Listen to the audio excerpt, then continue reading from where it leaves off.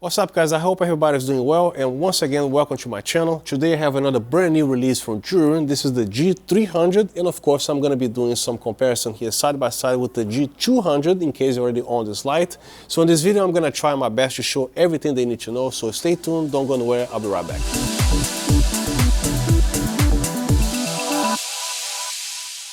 And the usual disclaimer, Zhiyun sent me this light for me to test it out. I don't get paid to say anything. This video is not sponsored by Zhiyun, and all my words and opinions that are my own. The reason why I'm wearing this shirt is because I love the brand and I requested a couple of t-shirts for myself. Every second of every video that I make here, there's no BS, everything is straight to the point, so if you don't skip anything, it will also help the channel with the YouTube algorithms. Just like most Zhiyun lights, which I appreciate Zhiyun for that, I'm usually the first guy to actually lay hands on any new products that they have. By the way, I received the G300 on February 9th, 2024, which is way before the official launch date. And since my G300 copy is a prototype version, I believe the Bluetooth is not operating properly, so I'm not going to be able to show you anything with the app for this video. Both lights come with the same type of reflector, the same size and diameter, and the same finishing side. The only difference is now it comes with this Zhiyun reflector right here. Other than that, is the same exact reflector. They also come included with this transparent LED protector, and also both lights feature a front glass element so bugs will not damage your cop chip.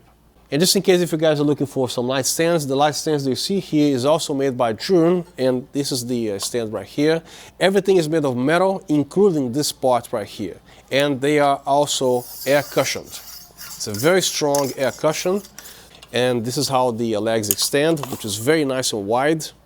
Very nice stand. So first let's talk about some cosmetics and some features. Look at the size of this chip here, and they both feature a front glass element. Both of these ballasts on the G200 and the G300, they are identically the same, other than these knobs, they are larger, and the power is actually in the front, while the power on the G200 is located on the top here.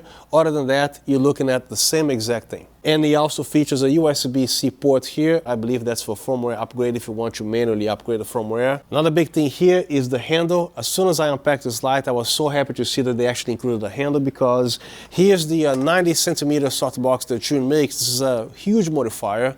So I can actually now control the tilt by using the handle instead of grabbing by the body right here. So this is actually a big plus. And they also feature the same type of bonus mount that you see here. So this one here, you have to tilt the light down. This one, you can actually put the softbox of any size right here, and it clicks very easily. This one has a little bit of a tight fit, which I like actually. I don't know if you noticed that I have a little strap here. It just helps the ballast to stay in place, especially when I move the stand, because they don't have any V-mount or any lock mechanism here. It features a little lanyard here that you can actually use the knobs to hold the ballast, but I actually like to have a little strap here which keeps the ballast nice and solid in place. So both of these ballasts, they're pretty much the same thing, and it features the same type of connection here. So it has this little cable that to take it out, all you have to do is to grab from here and yank it down. Now to put this cable back here, there's a red dot on the cable and also a red dot right behind this plug right here. So make sure when you actually put it back, you align it, and you should click like this. If it doesn't click, you're going to see an NTC error display on the ballast, which means the ballast is not communicating with the light, which means you did not plug this in full, or the cable is broken, maybe a dog chewed on a cable. So NTC error means nothing but there is no communication between the light and the ballast. That's it. If you try to remove the cable from here, it does not remove. You must come here and do that. I also like this little blue little thing that comes with this cable. It doesn't really interfere with anything, but I'm going to leave it here. Another thing they actually improved is the fact that they actually put a ratchet large knob here, which you can actually adjust the position anywhere you want. And by the sound of it, you can actually see how solid that feels instead of the knob here. They're both solid, but I also like the ratchet system, which you can actually position anywhere. Every time I mount a big softbox here, I like to adjust the knob, and this will do just fine, because when you tilt the light, if you don't like the position of the knob, you just set it to any position that you like. Both of these lights on the head area is made of plastic. I'm assuming it's something similar to a techno polymer plastic, but everything from top to bottom here is made of metal. They both feature an umbrella holder right here. You can simply slide the umbrella in case you don't feel like installing a softbox. You can actually put an umbrella right here. Both of these lights, whether you want to hook up a 90 centimeter or 120 centimeter, which is a 4-foot wide softbox, both of these lights, they will take the softbox like it's nothing. And this one here features teeth as you tilt the light. This one here does not, is smooth. But when you actually lock it down, it doesn't even take a lot of effort here. So lock it down, You don't need to over tighten. The softbox is gonna stay, it's not gonna droop, it's not gonna do anything. It's gonna stay here. I'm a full-time photographer and filmmaker, and as you can see, I have a commercial studio as well, so I don't do this for a hobby. And the first thing that I do upon unboxing any light that I buy or I receive, the first thing that I want to see is what the daylight is doing on a 5600 degrees Kelvin. For example, I've seen some lights from other manufacturers that the 5600 degrees Kelvin is always a little bit warmer than it should be. The second thing that I want to find out immediately is how much noise the light makes regarding fan noise. And as you know, or you should know, any lights of 300 watts or 600 watts or above expect to have some noise here because you need to cool off the LEDs, right? Firmware is also very important to keep these lights updated because on the beginning here, the fan was making a lot of noise and then another firmware came in, I updated the firmware. The fan now is much better and the heat dissipation also improved. There's no software right now, and this light, again, for being a 300 watt, expect the fan to make some audible noise. Most of us will do interviews with the lights at 4 feet away, shot at f2.8 or even f1.8, so this light at 10%, 20%, 30%, even maybe 40%, you're not going to have any problems with the fan. Now, when you actually power this to the max, expect the fan to spin very quickly. You guys probably already know that the G200 is a 200 watt light, and you can make this light become a 300 watt light by simply pressing and holding these two knobs right here. And the G300 is a 300 watt light, but I'm not sure how many extra watts it will give you when you actually press and hold the two buttons here, because I'm not sure if that's going to be a 400 watt light. I doubt it. So anyway, if the G200 gives you another 100 watts, that's roughly about 33% more brightness. So again, I'm not sure if that's a 400 watt total gain here, but it gives you at least a third of an f-stop again. And operating either one of these ballasts, they are both identical. The power goes from the bottom, and this knob here does the brightness. This knob does the CCT, same exact thing over here. Other than these knobs, they're slightly larger, but they are both exactly the same type of ballast. And also notice that both of these ballasts, they feature a large fan on the front in order to keep the components cool. And here's a quick run on the ballast. Like any other Zhiyun light, you can actually adjust your brightness from 1% increments or use the shortcuts from 0, 20, 40, 60, 80, and 100. Now, as you use the shortcuts, don't press it too fast, because if you press it quickly 3 times, you're going to reset the Bluetooth. And over here, you can control the color temperature by 100 Kelvin increments. And the shortcuts are 2700 degrees Kelvin, 32, 43, 55, and 65, and back to 2700. On a CCT button, if you press and hold, you access the music mode. And to make changes, you simply roll the CCT button to the right, you access the brightness and also the color temperature. And then with this button here, you can actually change it, or also using the shortcuts as well. And to go back, obviously, you rotate to the opposite direction, and you can also use the shortcuts or manually increase the brightness here. And here's where the microphones are located. There is one here apparently, and the other one right there. So here's a better way to show you guys the music mode. I'm going to be playing a tune here to see how this syncs up with the music.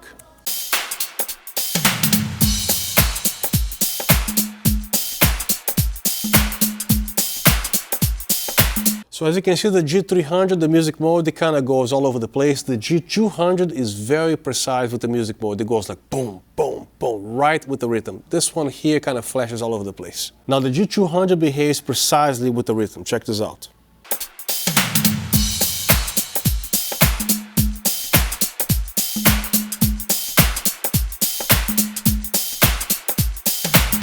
When you press and hold the dim button, that's where you have access to the English or Chinese language. Rotate the CCT button to reset the Bluetooth here as well.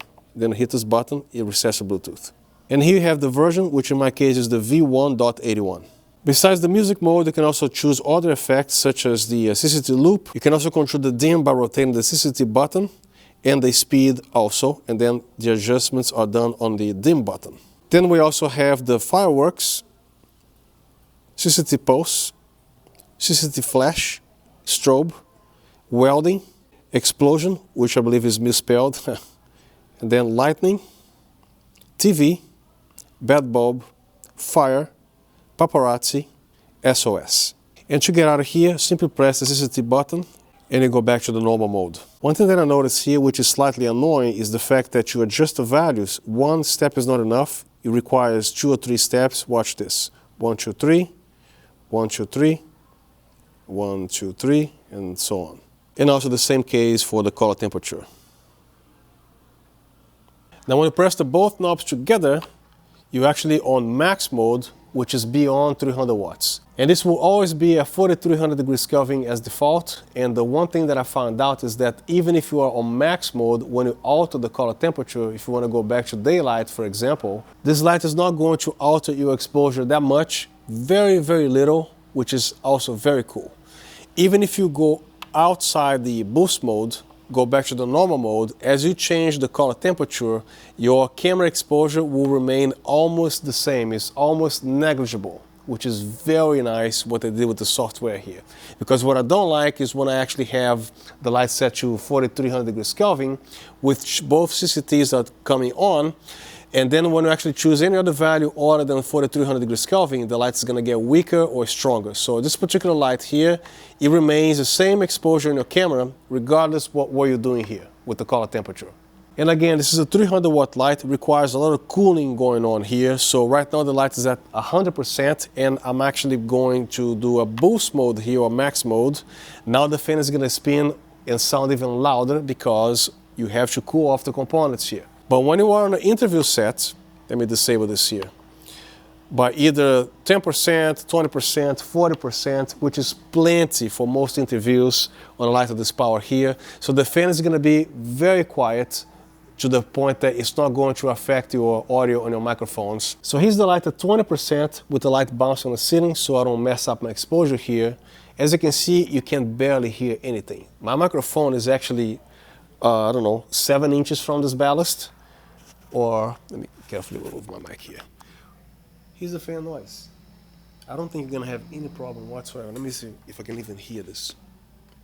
All you hear is this here. So let's crank it up to 40%. And here's a light at 40% of a 300 watt light for interview sets. You don't need anything more than 40%. You still can't hear barely anything here. Only when you start to crank this up to like 60 or 80%, that's when the fan starts to spin faster. Now here's the light set to 80% and my microphone is still right here. The fan just picked up the RPM more. I don't think that's going to be a problem unless you have the microphone this close here. So it should be very much okay. Only when you actually crank it up to 100%, that's when the fan is actually going to pick up more. But when you actually activate the boost mode or max mode, that's when the fan is going to really ramp up, as you can hear here. So then you actually have to put the lights way in the back or shoot something that's not audio critical. There you go. So it's going to scream like crazy because it has to. So when we exit this boost mode here, no problem. Now just exit the boost mode, set the light to 0%, and then you should hear the fan kind of ramp down very quickly. There you go. If you like what you see here, please don't forget to like, share, and subscribe, all that good stuff, because it also tells YouTube that this video is actually worth watching, and it really helps me out here, and it also improves the algorithms. Thank you so much. But let's say that you already have the G200 and you just bought the G300. The next test I'm going to be doing here is something that it is so important and very crucial for filmmaking, especially if you guys are doing interviews with different lights in here. So this is the value that my channel has that most people don't even remember to actually show something like this here. What if this light is a little bit more green or this one is a little bit more magenta in case you want to do an interview set with both of these lights side by side? This is actually very crucial to know or to check it out to see what these two lights are doing, right? And I also tested this footage on the computer before I actually did the second take here, so I know what I'm talking about. So on camera, looking at these two lights here, the light hitting my face, I think they are pretty much nearly identical in color. They're both set to 5600 degrees Kelvin, and I'm using two equal umbrellas of the same brand, same size, and the same age. And of course, this is a 200 watt light, and this is a 300 watt light. I made sure with my light meter, they're both the same reading. So just so you know, if you actually pair these two lights together on an interview like this here, you don't have to worry about anything crazy with the green magenta problems here. As you can see, my face is pretty much equally the same color. Right now I have the G300 right here in front of me, and I wish my Bluetooth would work so I can actually easily control the app here, but it looks like I'm gonna have to get up every single time and change the settings over there. So right now I'm shooting with the R3 with the ISO 800 f4, which is a 24-105 lens. It's a dark lens, right? And the shutter is 1/80th of a second, 30 frames per second. Right now the light is set to 5500 degrees Kelvin, set to 18%, and this is where you get exposure-wise. The light is actually 8 feet away from me, and this is the exposure that you get. Now I'm gonna be changing the color temperature to show you guys that the exposure almost barely changes, which is great. So right now the light is set to 6500 Kelvin, and right now having a reading of f4.8. Now the light is set to 5500 Kelvin, and the reading is f4.8. Now I'm at 4300 degrees Kelvin, and the reading is f4.7. So even at 4300 degrees Kelvin, with both CCT lights on, you still have the same reading here, and my exposure barely changed, if not at all. Now I'm at 3200 degrees Kelvin, and the reading is f4.5. Doing good. Now at 2700 Kelvin, I'm getting a reading of f4.4. It's slightly less bright, but across the entire range, at least from 3200 to 6500 degrees Kelvin, whatever color temperature you change, you will not going to alter the exposure on the camera. This is actually very important. So a lot of lights that I review here, every time you switch a bicolor light to 4300 degrees Kelvin, which activates both the warm and the cold CCTs, you're going to have at least a third of a stop bright. And the software that they put in this light here currently, it behaves like a flat line. Other than 2700 degrees Kelvin, it will not change your exposure, if not at all. Now the same setup here, the same distance, I didn't touch the camera. I almost forgot to say here, every time you press and hold the two buttons, the light is going to be default to 4300 degrees Kelvin at the max mode. Now I'm going to show you guys here so you don't get confused the difference between the light on 100% 4300 degrees Kelvin and the light at max mode. So right now I have the light set to 100%, 4300 degrees Kelvin, and the reading that I have here is f8.7. Now let me crank it up to the max mode. So right now I have the light set to max mode, and the reading from 8.7 is going to be 11.1.